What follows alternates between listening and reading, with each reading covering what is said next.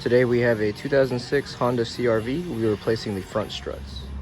Alright, also in order to replace the front strut, first thing you want to do is turn the wheel away so that the tie rod is facing outward. It gives a little more access. So depending on what side you're starting on, just make sure the tie rod is facing outward towards us. And then with the number 19 impact gun, we're going to remove the lug nuts to get the wheel off.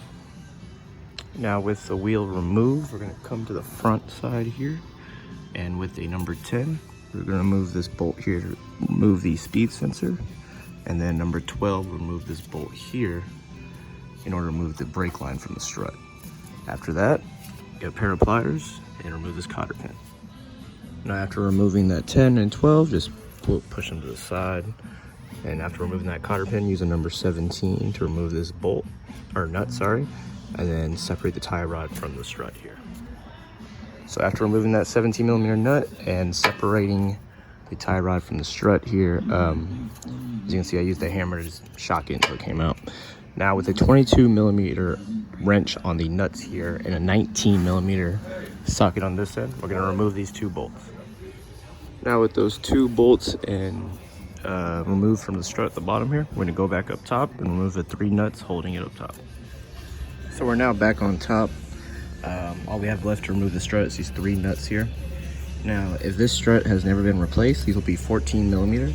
However, if they have been in the past, then they'll be 15mm. You'll see when we install a new one, they will come with 3 new lock nuts here that will be 15mm instead of this 14 here.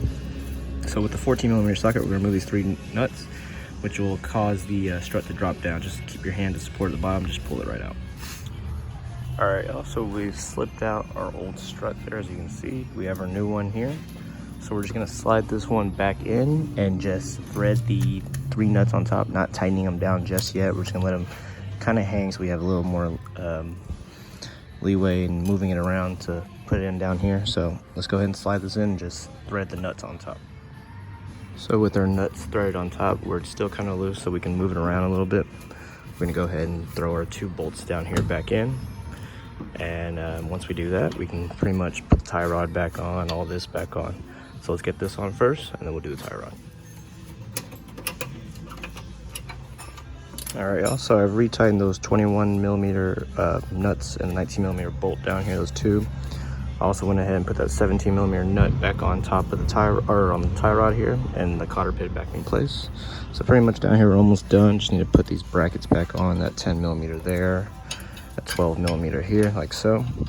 So I'm gonna go ahead and do those real quick, and then I guess I'll just put the wheel on and we'll go up there and tighten the last 3 nuts and we'll be done.